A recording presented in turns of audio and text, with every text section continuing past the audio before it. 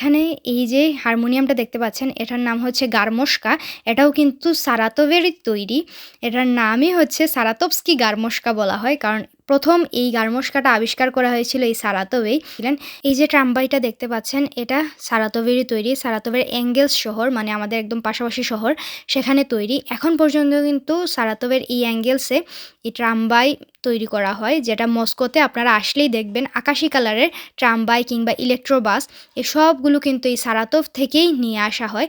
অতীতে এগুলো ইউরোপে সেল করা হইতো, বাট যুদ্ধ শুরু হওয়ার পরে রাশিয়াতে বাইরে যেহেতু এগুলো সেল হয় না, তো রাশিয়ার ভেতরেই প্রত্যেকটা শহরেই এখন এই ট্রামবাইগুলো বা যে ইলেকট্রোবাস এই সেম কালারের আপনারা দেখতে পাবেন।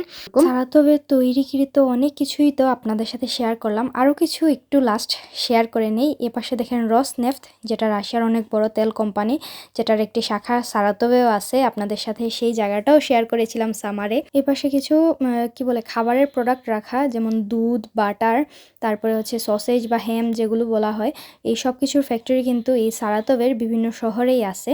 সেই কারণে এগুলো মানে এক একটা করে ক্যাটালগ হিসেবে রাখা, যাতে করে যারাই দর্শনার্থী আসবে সবাই জানতে পারে যে সারাতোভে কী কী জিনিস আসলে আছে।